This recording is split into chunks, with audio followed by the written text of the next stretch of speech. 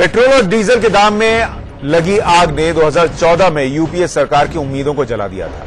अब चुनावी साल में एक बार फिर जनता की जेब पेट्रोल और डीजल से जल रही है। डीजल पेट्रोल के दाम में बढ़ोतरी का दौर जारी है। दिल्ली समेत देश के सभी शहरों में आज पेट्रोल के दाम 39 से 41 पैसे और डीजल के दाम 41 से 44 पैसे तक बढ़ गए। अब तक लोग कयास लगा रहे थे कि कहीं पेट्रोल 100 रुपए लीटर तो नहीं बिकने लगेगा।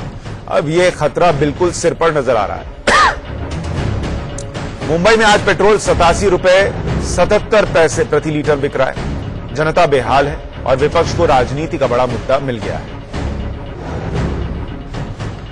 पेट्रोल डीजल के दाम को लेकर सरकार अपनी मजबूरियां गिना रही है। पेट्रोलियम मंत्री धर्मेंद्र प्रधान कह रहे हैं कि वेनेजुएला के आर्थिक संकट, ईरान पर अमेरिकी पाबंदी और टर्की के राजनीतिक संकट के चलते इंटरनेशनल मार्केट में कच्चे तेल का दाम बढ़ा है, इसलिए सरकार मजबूर है।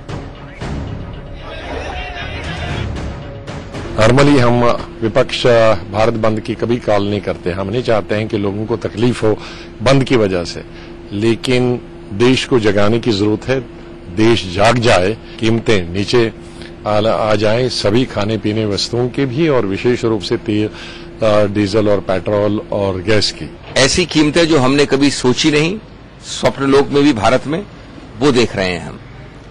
अच्छे दिन के उपदेश, बार बार ये कहना कि सब ठीक हो जाएगा, झूठे आश्वासन देना, मैं समझता हूं कि इस सरकार को कोई आइडिया नहीं है कि क्या करना है। इन लोगों ने तो कहा था कि अच्छे दिन आने वाले हैं।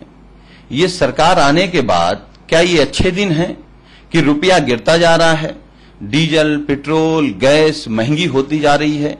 अगर यही अच्छे दिन थे तो देश को बहुत बड़ा धोखा मिला है। इसका मतलब तो यही है कि तेल के दाम बढ़ते ही रहेंगे, क्योंकि जिन देशों का जिक्र किया जा रहा है कि वहां संकट है और इसलिए पेट्रोल और डीजल की कीमत पर असर पड़ रहा है, वहां हालात जल्द सुधरने के संकेत नहीं है। पेट्रोलियम मंत्री मानते हैं कि पेट्रोल डीजल को जीएसटी के दायरे में लाना जरूरी है, लेकिन वो ये नहीं बता रहे कि पेट्रोल और डीजल को जीएसटी के दायरे में लाने के लिए किस मुहूर्त का इंतजार किया जा रहा है। अगर सरकार को लगता है कि पेट्रोल डीजल को जीएसटी में लाने से दाम नीचे आ जाएंगे तो कोशिश करके देखिए, लेकिन आप पेट्रोल और डीजल के दाम भी सेंचुरी पार कर रहे हैं। 100 के जैसे रुपया गिर रहा है और पेट्रोल और डीजल के दाम बढ़ रहे हैं। आपके पास उस बारे में कोई सिस्टम ही नहीं है। हालांकि इससे पहले जब पेट्रोल और डीजल की कीमत बढ़ी थी और सवाल उठने लगे थे, तो कहा यह गया था कि सरकार एक लॉन्ग टर्म सोल्यूशन ढूंढ रही है और जीएसटी पर भी विचार हो रहा है।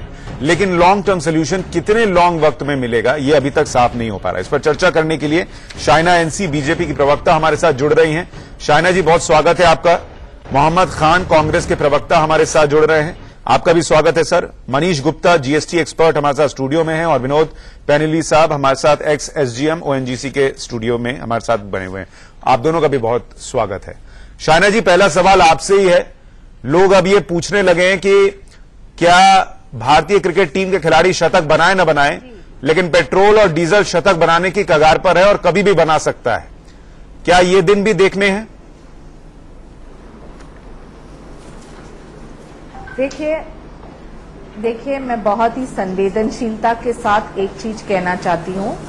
पहले कि हम एक सरकार है जिनकी भूमिका, नीति, नियत और में कोई खोट नहीं। जो अंतर्राष्ट्रीय स्तर पे आपको पता चले कि एक बैरल आज $80 पे है, तो ये क्रूड ऑयल प्राइसेस जो है वो हमारे हाथ में नहीं। हम जिस ढंग से देखते हैं कि आज जहां पैसा इतना बड़ा है कॉमन सिटीजन के लिए, तो अफसोस की बात यह है कि डॉलर भी आज रुपये के निमित्त 72 रुपीज है।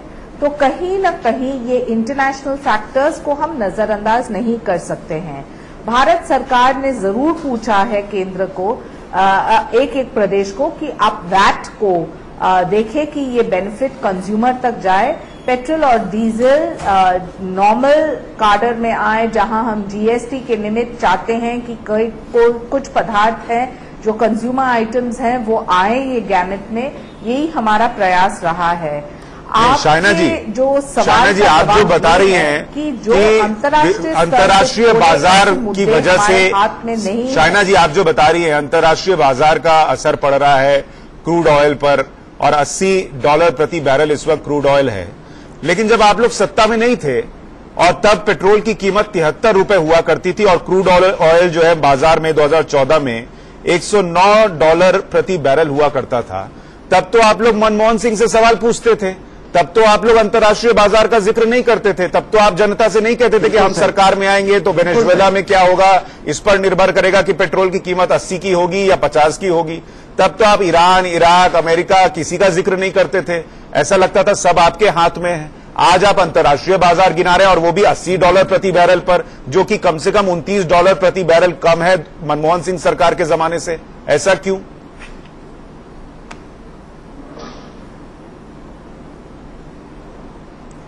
देखिए, आपका सवाल जायज है और मैं नहीं कहने वाली हूं कि जो आप पूछ रहे हैं इसका कोई मतलब नहीं। आज के दिन में हमें ये देखना है कि ये पैसा जो इकट्ठा हो रहा है कोई भारतीय जनता पार्टी या कोई गवर्नमेंट के लिए नहीं हो रहा है। It is being collected for the better good of the country. Infrastructure projects हो या लोग जिनको शिक्षा नहीं मिलती है शिक्षित तो मैडम, ये तो हर साल जितनी सरकारें देश में रही हैं वो भी देश के काम में ही लगाती थी। मनमोहन सिंह अपना बंगला नहीं बना रहे थे। ये तो हमेशा से होता है ना शाइना जी। आपको चुना ही इसीलिए गया था कि आप पेट्रोल डीजल की कीमत कम करेंगे, आज आप नहीं कर पा रही और आप कह रही हैं दर्द जायज है। मैं आपको एक नीलसन की रिपोर्ट बताता हूं मैडम नीलसन की रिपोर्ट है और वो रिपोर्ट ये कहती है कि डीजल का जो कंजप्शन है उसमें 70% जो है वो गुड्स को ट्रांसपोर्ट करने और लोगों के ट्रांसपोर्टेशन के काम आता है और उसमें से एग्रीकल्चर में 13% भी यूज होता है। तो ये आम लोगों से सीधा जुड़ा है। पेट्रोल का जो कंजम्पशन है 99.6% वो ट्रांसपोर्टेशन से जुड़ा हुआ है, चाहे वो टू व्हीलर का हो चाहे वो कार्स का हो। तो आप ये समझिए कि 80 रुपए ये 70 रुपया जो जेब से निकल रहा है वो उस आम आदमी का निकल रहा है जिसने आपको सरकार में इसीलिए लाकर बैठाया था कि आप कम करेंगे।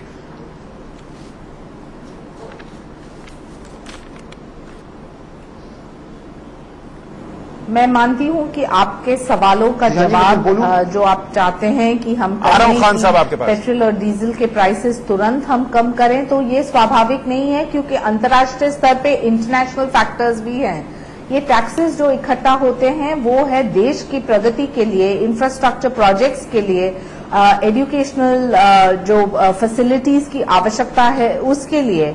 और जरूर हम चाहेंगे कि ईरान इराक के ऊपर आप चर्चा ज्यादा न करें, लेकिन हकीकत ये है कि वो मॉनिटर करते हैं कि कितने डॉलर तो मोटे तौर पर ये समझ पाया शायना जी कि वेनेजुएला में जो स्थिति है वो मोदी जी के हाथ में नहीं है कंट्रोल करना, और जो ईरान इराक में स्थिति है वो मोदी जी के हाथ में नहीं है। वहां जब होगा तब यहां देखेंगे कि क्या हो सकता है। तब तक लोग ये मान के बैठे ये पैसा देश के विकास में लग रहा है और 80, 82, 85, 100 भी हो जाए तो मन मार के बैठे रहे। मोहम्मद खान साहब, ये बताइए कि इसका उपाय क्या है? कांग्रेस ने किन किन राज्यों में कीमत घटा दी जहां आप वैट घटा सकते थे? जी, मैं आपके सवाल का जवाब दूंगा, मगर इससे पहले मैं शाइना जी की बात पे 2 बिंदु आपके सामने रखना चाहता हूं। सबसे पहली बात तो ये, मैं पिछले 2 हफ्तों से इन भाजपा के प्रवक्ताओं से चर्चा में मिल रहा हूं और मुझे हैरानगी होती है सुशांत जी इनकी अज्ञानता पे और इनकी असंवेदनशीलता पे। अब सबके सब इकोनॉमिस्ट बने बैठे हैं, वजहें गिना रहे हैं कि अंतर्राष्ट्रीय स्तर पर अंतर्राष्ट्रीय मार्केट में ये मुश्किलातें आ रही हैं। आपने शुरुआत में बिल्कुल सही बोला कि यूपीए सरकार जो थी $40 ज्यादा दे रही थी बैरल की, मगर कभी वो दर्द जनता को महसूस नहीं होने दे रही थी। तब तेल जो था 12 रुपए 13 रुपए कम था बनिस्बत इसके जो आज ये लोग चार्ज करें, और ये हमें सिखा रहे हैं आर्थिक पाठ। इनकी हिम्मत तो देखिए। और आपकी बात में एक बात मुझे जोड़ना बहुत जरूरी है। 2014 में याद कीजिए जब इनकी सरकार आई थी, तेल के दाम अंतर्राष्ट्रीय बाजार में कैसे गिरे थे। जनवरी 2016 में ये लोग $30 प्रति बैरल दे रहे थे, $30 से भी कम दे रहे थे, यानी 1/4 वो दाम जो कांग्रेस दिया करती थी। और मोदी जी ने कहा था मेरी खुशनसीबी अब देश की खुशनसीबी बन गई है। इन लोगों ने लाखों करोड़ों रुपए इकट्ठे किए, दाम उस टाइम भी कम नहीं किए, मगर सारा लाभ खुद लिया। हमने पार्लियामेंट में सुशांत जी से सवाल पूछा, जो पैसा आप इकट्ठा कर रहे हैं सेंट्रल एक्साइज के माध्यम से, ये कहां इस्तेमाल करेंगे? इन्होंने कहा कि ग्रामीण विकास के लिए इस्तेमाल करेंगे, मगर कोई इन्होंने डिटेल नहीं दी। अरुण जेटली जी ने बयान दिया सुशांत जी आके कि भैया हम लोग बफर बना रहे हैं, बफर। यानी जब दाम दोबारा बढ़ेंगे मार्केट में, हम जनता को वो दर्द महसूस नहीं होने दे देंगे। अरे भैया, तुम लोग आज कांग्रेस से सवाल कर रहे हो, भाजपा वालों, तुम्हें शर्म आना चाहिए। 19 राज्यों में तुम्हारी सरकार है, अगर सरकार नहीं चलती तो आज इस्तीफा दे दो और कह दो। बिल्कुल सही कह रहे हैं खान साहब। मुझे ये बताइए, जो आप इस्तीफा मांग रहे हैं वो आपने कर्नाटक में मुख्यमंत्री से मांगा, जिन्होंने इस हाय तौबा मचने के बीच में वहां पर वैट बढ़ा दिया पेट्रोल पर? बिल्कुल, मगर सुशांत जी एक बात बताइए मुझे, आपको पता है राज्यों के पास 3 ही जरिए रह गए जीएसटी के बाद आमदनी के, जिसमें से तेल एक है। हम तो कहते हैं भैया, तो यही बीजेपी शासित राज्य भी कहेंगे उनके पास भी वही राज्य तुम्हारे हैं, के पास के पास अलग से कर ही नहीं रहे। आपने कर्नाटक और पंजाब में क्या किया? सर, बड़ी सिंपल, वॉक द टॉक। आप जो कह रहे हैं वो करके दिखाइए, तब बीजेपी से सवाल पूछेंगे ना सर।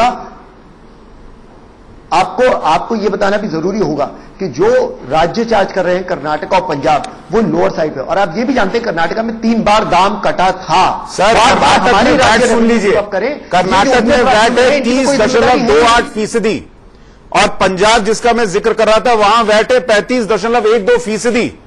अगर आप जीएसटी में लाने की बात कर रहे हैं और सोचते हैं कि ये मान लीजिए 20% भी होगा और आधा राज्यों को मिलेगा, तो उतना ही घटा दीजिए ना जी। आप करके तो दिखाइए इनको, तब तो हम कहें कि हाँ कांग्रेस अलग है बीजेपी से। सुशांत भाई, हमने 2 बार पहले कटौती की थी, हमने 2 बार कर्नाटका में की है, पंजाब में भी की है। सर वैसे तो महाराष्ट्र में भी हुई। इन लोगों को ये आप वैसे आपकी बात सही है, आपकी बात देखिए, आप चौथा स्तंभ है, आपकी जिम्मेदारी सबको बराबरी से अकाउंटेबल होल्ड करें, बिल्कुल हमें होल्ड कीजिए, मगर इस बहाने इन्हें मत छोड़िए सुशांत। इनको कहां छोड़ो? लोग आज देश चला रहे हैं, जिन्होंने बड़े ना छोड़ू ना आपको छोड़ू, मुझे ये नहीं समझ में आता। मेरे साथ 2 मेहमान है, वो बेहतर बताएंगे। विनोद जी जरा समझाइए मुझे कि मैं ये आंकड़े देख रहा था कि अंतर्राष्ट्रीय स्तर पर जो अलग अलग कंट्रीज है हमारी पड़ोसी, वहां पर बीते 1 हफ्ते में और बीते 3 महीने में उनकी जो करेंसी है उसके हिसाब से पेट्रोल की कीमत कितनी फीसदी ऊपर नीचे हुई है। ठीक है, क्योंकि जो वेनेजुएला में हो रहा है या ईरान इराक में हो रहा है वो बाकी देशों के लिए भी हो रहा होगा, सिर्फ भारत के लिए हो रहा है ऐसा तो नहीं है। तो मैं देख रहा था चीन में 0% उतार चढ़ाव हुआ है पेट्रोल की कीमत में, हांगकांग में पिछले हफ्ते 0%, भारत में पिछले हफ्ते 1.5% और पिछले 3 महीने में करीब 1%, नेपाल में 0%, पाकिस्तान में -2.5% है पिछले हफ्ते में, श्रीलंका में 0%। तो ये हमारे लिए विदेशी संकट और जो पड़ोसी है उनके लिए नहीं, ऐसा क्यों है सर? सबसे पहले मैं आपको बताना चाहता हूं कि हमारे यहाँ system of pricing of oil and gas is very faulty, क्योंकि ये टैक्सेशन जो हमारा सिस्टम है सेंट्रल एक्साइज का और वैट का, अगर ये ठीक हो जाए तो ये इंटरनेशनल जो भी फ्लक्चुएशन होगी उससे बहुत कम हमको ट्रांसफर होगा। हाँ, ये depreciation of the rupee, it is accounting for greater part of the price rise, no doubt. But ये जो वैट और सेंट्रल एक्साइज वाली जो बात है वो आज से नहीं है, पता नहीं कितने सालों से है। और ये सर मैं माफी चाह रहा हूं, आपके शायद माइक में कुछ प्रॉब्लम है, पीसीआर से बात आ रही है, मैं उसको जरा ठीक कराता हूं। तब तक मनीष जी से मैं सवाल ले लेता हूं, तब तक आपका ऑडियो ठीक कराते हैं। मनीष जी, आप तो बेहतर बता सकते हैं, इस वक्त हर आदमी यही जानना चाहता है कि पेट्रोल डीजल की कीमत जीएसटी में क्या आ सकती है, नहीं आ सकती है? क्या सरकारें जो है वो छलावा कर रही हैं, एक स्वप्न दिखा रही हैं कि भाई जीएसटी में आएगा हो जाएगा? क्या ये हो सकता है, और अगर हो सकता है तो क्यों नहीं हो रहा? देखिए, बिल्कुल संभव है, पेट्रोल और डीजल को जीएसटी के अंदर आना ही आना है। कब आना है इस पर सरकार को डिसीजन लेना है। फिर सरकार धीर क्यों कर रही है, अभी क्यों नहीं ले रही है डिसीजन, इस पर चर्चा करते हैं। सबसे पहला रीजन यह है कि जीएसटी के रेट जो है कानून में फिक्स हैं, है ना, 1%, 5%, 12%, 18% और 28%। ठीक है। इस समय डीजल और पेट्रोल पे जो रेट हैं जीएसटी एक्साइज ड्यूटी के और वैट के वो बहुत ज्यादा हैं। उनके मुकाबले 28% कुछ भी नहीं है। 28% से ज्यादा कोई प्रोविजन है नहीं। इसलिए सरकार को डर है कि अगर वो जीएसटी के अंदर लाते हैं तो एकदम से बहुत बड़ा रेवेन्यू कट गवर्नमेंट के लिए होगा। देखिए, ये बात चाहे वो कांग्रेस हो या बीजेपी हो, दोनों कहेंगे कि पैसा उनकी जेब में नहीं जाता, चाहे वो कोई भी हो, कांग्रेस या बीजेपी। सही बात है, ठीक है, लेकिन उसको इन्हें खर्च करना होता है। अब फर्क क्या है, बीजेपी कहां खर्च करना चाहती है और कांग्रेस कहां खर्च करना चाहती है।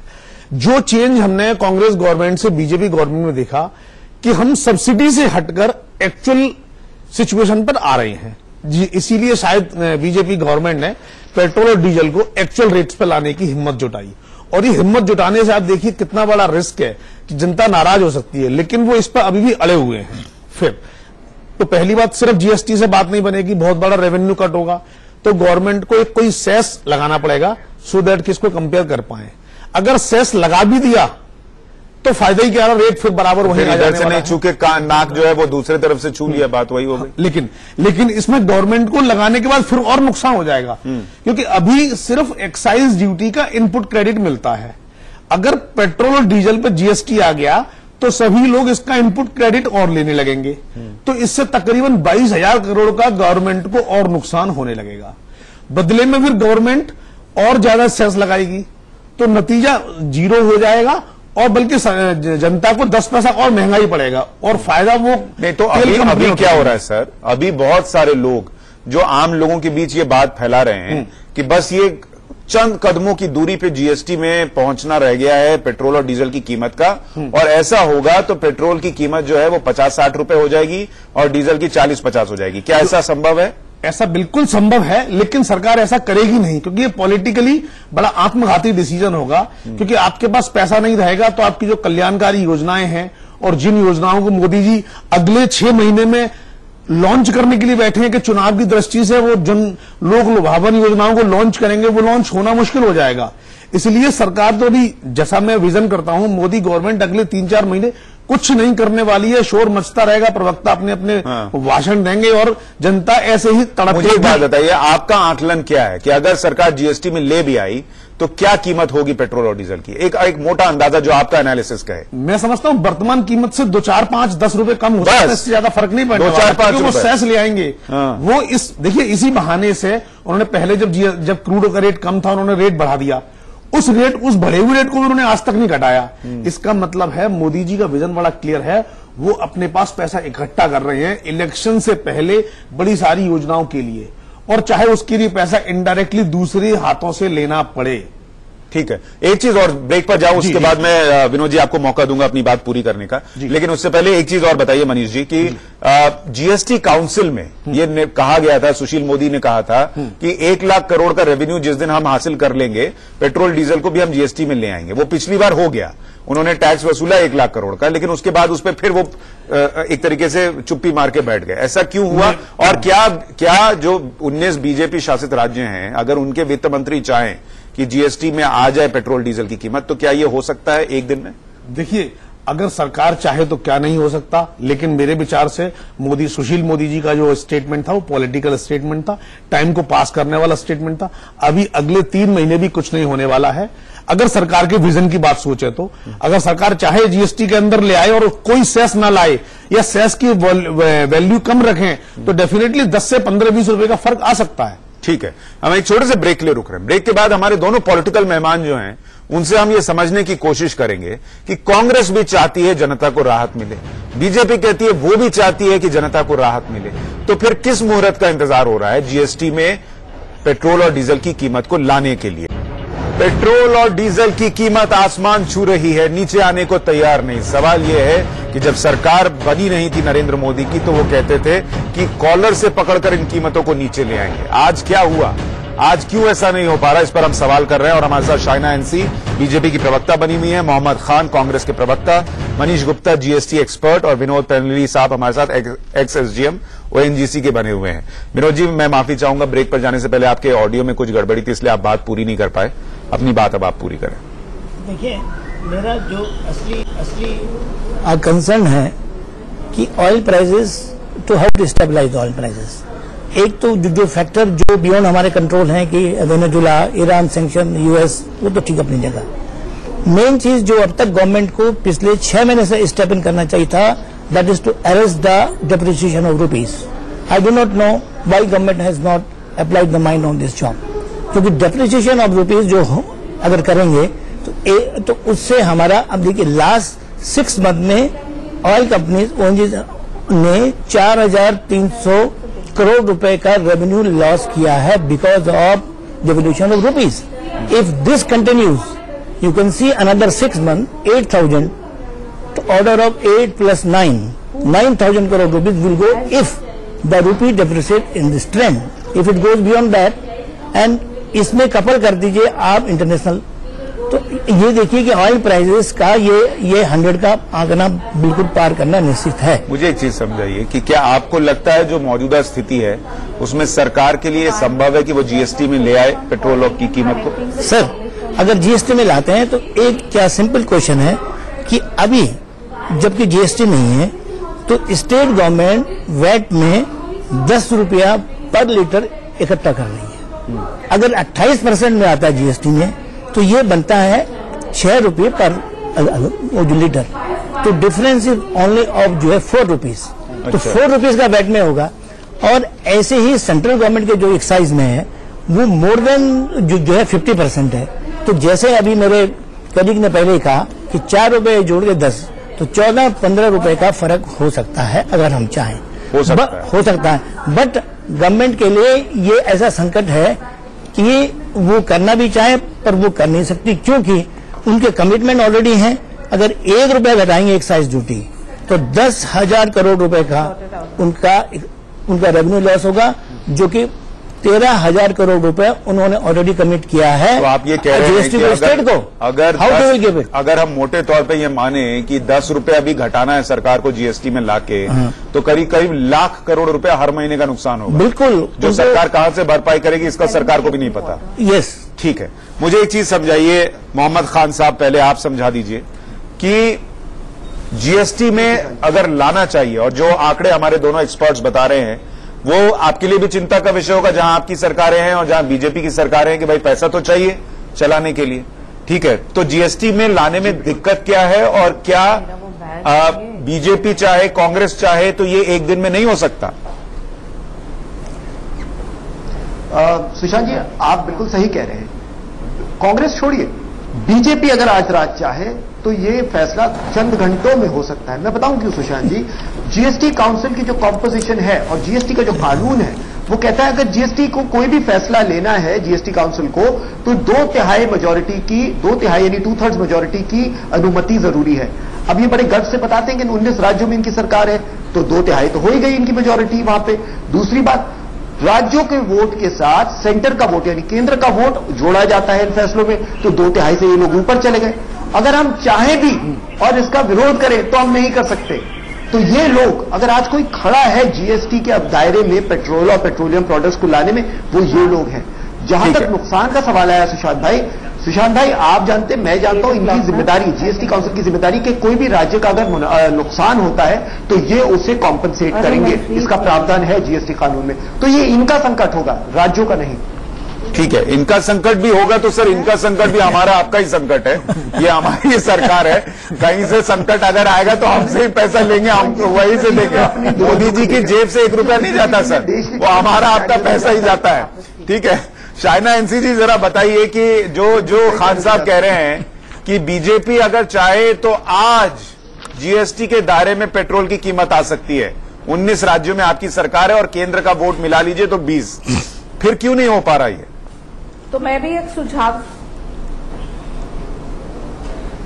सुझाव देती हूं उनको बोलिए कि कर्नाटका, पंजाब में लागू करें, दिखाएं कि उनका पॉलिटिकल विल कहां है। हाँ ठीक है, ये बहुत आसान होता है केंद्र सरकार से। आप कह दीजिए आपको उनकी सरकारें नहीं चलती, आप कह दीजिए कांग्रेस हमारे नियम की जो है मार्गदर्शक है, जो कांग्रेस हमें दिशा दिखाए, वो अपने रेवेन्यू को ऐसे छोड़ने वाले नहीं। इसके बावजूद 4.5 साल के बाद मैडम आप कांग्रेस की तरफ उंगली उठा के नहीं बोल सकती, पहले तो कांग्रेस से करें। बड़े बड़े अगर आपने वादे किए तो उम्मीद अच्छी, लोग बड़ी बड़ी उम्मीदें रखेंगे आपसे। जो आप आज अंतर्राष्ट्रीय स्तर पे जो आप तय कीजिए कि मुझे बोलना है या नहीं बोलना है। दोनों पॉलिटिकल पार्टी यही कहना चाहती है कि हम नहीं घटाएंगे, आप घटा के दिखाओ। कैसे इम्प्लीमेंट हो सकते हैं सिलेक्टिवली? नहीं शाइना जी बात पूरी कीजिए आप। मुझे ये बताइए ना मैम, देखिए कांग्रेस क्या बोलती है छोड़ दीजिए। मैं ये कह रहा हूं कि देखिए कांग्रेस मुक्त भारत बनाने की बात होती है शाइना जी, तो कांग्रेस मुक्त भारत में जो बीजेपी युक्त भारत बन रहा है वहां तो पेट्रोल कम हो जाए। हमने ऑलरेडी वैट के निमित्त हमने सवाल,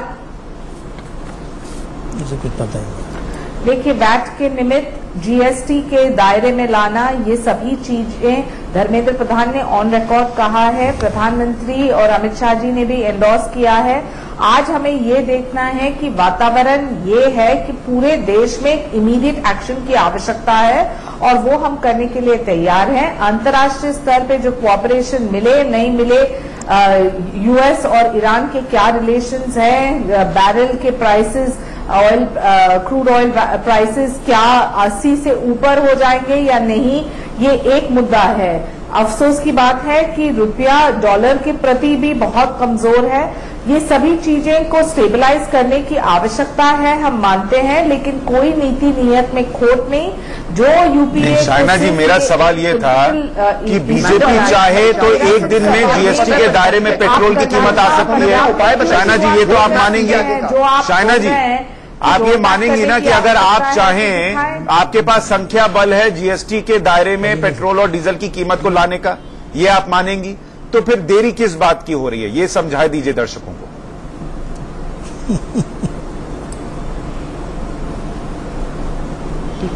प्रयास यही रहा है और प्रयास यही रहेगा, लेकिन जिस रफ्तार से हमें काम करने की आवश्यकता है उसमें हमें ये भी देखना है कि विपक्ष के पार्टीज भी हमको समर्थन करें और ये जीएसटी के निमित्त पेट्रोल और डीजल लाने की आवश्यकता।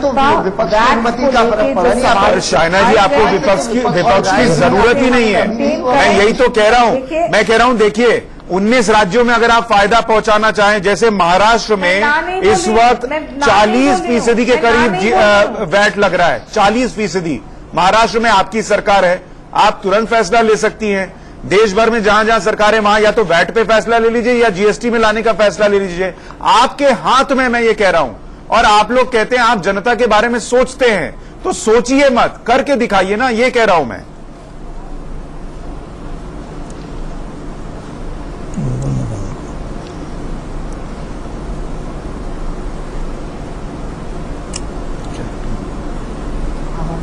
शाइना जी, सुन पा रही हैं आप?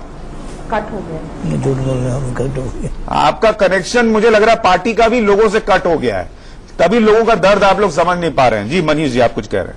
मैं ये कहना चाह रहा हूं कि कोई भी सरकार अपना लाभ छोड़ना नहीं चाहती, चाहे वो कांग्रेस और बीजेपी को छोड़िए। देखिए, दिल्ली में आम आदमी सरकार है, सही बात। आम आदमी पार्टी जो कहती है हम सबसे ज्यादा दबे कुचले दलित गरीबों की सरकार है, और ये भी वैट कम करने में कोई इंटरेस्ट नहीं ले। दिल्ली का वैट मैं आपको बता दूं करीब 27% है, ठीक है, पेट्रोल पर। तो वही केजरीवाल सरकार जो मेट्रो की कीमत 2 रुपए 3 रुपए बढ़ रही थी, और चूंकि वो केंद्र बढ़ा रहा था, तो वो लगातार चिल्ला रहे थे कि भाई आम आदमी का क्या होगा, लेकिन वो अपना 27% वैट नहीं घटा सकते, जबकि वो चाहे तो घटा सकते हैं। आप ये कह रहे हैं? बिल्कुल बिल्कुल। और देखिए, पेट्रोल और डीजल एक ऐसी चीज है, सबसे ज्यादा जो डीजल का खर्चा होता है वो ट्रांसपोर्टेशन ऑफ गुड्स में खर्चा होता है, जिसके रेट बढ़ने से सारी चीजों के रेट इमीडिएट बढ़ जाते हैं, चाहे वो एग्री प्रोडक्ट हो या कंज्यूमेबल गुड्स हो या खाने पीने का सामान हो। तो हमें पेट्रोल पर तो सरकार को निहायत ही सेंसिटिव होना ही पड़ेगा। और मैं ये समझ नहीं पा रहा हूं कि बीजेपी सरकार इस मामले में इतना डिले क्यों कर रही है, कुछ ना कुछ एक्शन लेना चाहिए। अच्छा, मुझे एक चीज और समझाइए जी। शाइना जी, आप जुड़ गई हैं हमारे साथ, आप सुन पा रही हैं अब हमें?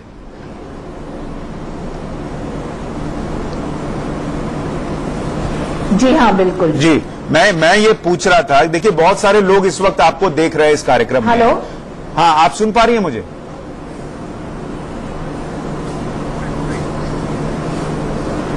जी हाँ, बिल्कुल। जी जी, मैं ये जानना चाह रहा था मैम कि बहुत सारे लोग इस वक्त आपको आशा भरी नजर से देख रहे हैं और सुन रहे हैं कि बीजेपी कब तक पेट्रोल की कीमत को काबू में करेगी। तो देखिए, 2 रास्ते बीजेपी के पास है।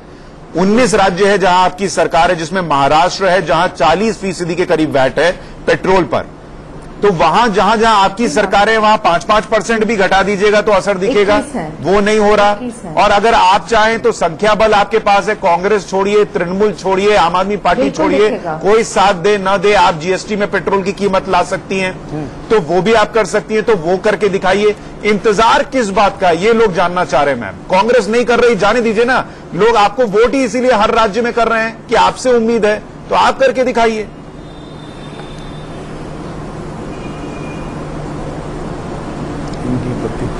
लेकिन लोगों जवाब नहीं है उनके पास। वापस बंद हो जवाब नहीं है उनके पास। लोगों की उम्मीदें हैं और मैंने आपका ऑडियो बंद हो गया लेकिन मैंने आपका सवाल सुना है इसलिए मैं जवाब दे रही हूं। लोगों की उम्मीदें हैं और हम उनको निराश नहीं करेंगे। 21 प्रदेश में जहां भारतीय जनता पार्टी है वहां धर्मेंद्र प्रधान का ये बयान रहा है कि the fuel price hike is mainly due to the depreciation of the rupee against the dollar. Petrol and diesel should come under the purview of GST and I accept that people are facing problems. Once petrol and diesel is bought under GST, everything will be benefited. We will start with our own. मेरा एक request है, आप सुन पा रही है नहीं सुन पा रही है, मुझे उम्मीद है कि बीजेपी के कई नेता इस कार्यक्रम को देख रहे होंगे। अगर तो सुने कि अगली बार जब आप चुनाव में जाएंगी 2019 में और जो घोषणा पत्र देंगी उसमें लिखिएगा कि वेनेजुएला में जब होगा तब हम लोग पेट्रोल की कीमत घटाएंगे, ईरान में जब होगा तब पेट्रोल की कीमत घटाएंगे और उसके पहले कुछ मत कीजिएगा। और जाते जाते खान साहब आप बता के जाइए पंजाब और कर्नाटक में पेट्रोल पर वैट कब कम हो रहा है, तारीख बता दीजिए। एक्चुअली सुशांत भाई आपने पे एक बात जी आपने एक बात कही थी बड़ी सी, मैं वही लिख रहा था। आपने एक बात कही 30% है कर्नाटका का जो वैट है, यानी कि सेंट्रल एक्साइज और प्रोसेसिंग चार्जेस मिला के 70% केंद्र सरकार चार्ज कर रही है। इनसे कहिए ये कम करें। सर आप अपना बताइए ना सर, उनका छोड़ दीजिए, आप अपना बताइए, आप कम करें। हमारा आमदनी का देखिए मैं आपको सच्ची बात बताऊं, आप देखिए आने वाले दिनों में कर्नाटका और पंजाब में दोनों सर आप लोग मंडे को भारत बंद कर रहे हैं, भारत बंद के पहले कम करके दिखाइए तब भारत बंद कीजिए ना सर। भारत बंद में और नुकसान करा दीजिएगा और पेट्रोल की कीमत वही रहेगी। सही है, और आप देखेंगे आपका तो रेवेन्यू जीएसटी में बढ़ गया है। पहले राज्य जो कम करेंगे वो कर्नाटक और पंजाब होंगे क्योंकि पिछले 6 महीनों में इन दोनों राज्यों ने ही सबसे ज्यादा कम किए हैं दाम अपने। मुझे लगता है लोगों को समझना चाहिए जितनी कैसे पार्टियां जो हैं वो वोट लेते वक्त क्या बोलती हैं और जब उसको डिलीवर करना होता है तो क्या बोलती हैं, वो सुनिए। और इसीलिए जब वोट देने जाते हैं और नेता आपके पास वोट मांगने आते हैं तो उनसे पूछिएगा कि वोट दे रहा हूं तो वेनेजुएला तो नहीं गिनाओगे, या फिर यूपी में हुआ कि नहीं ये पूछ के आओ, ये तो नहीं गिनाओगे। अपने अपने राज्य में कर सकते हैं वो नहीं किया, जीएसटी में ला सकते हैं वो नहीं किया। सवाल पूछना सीखिए तभी जवाब मिलेगा। बहुत शुक्रिया आप सभी का इस चर्चा में जुड़ने के लिए। महाबहस में आज के लिए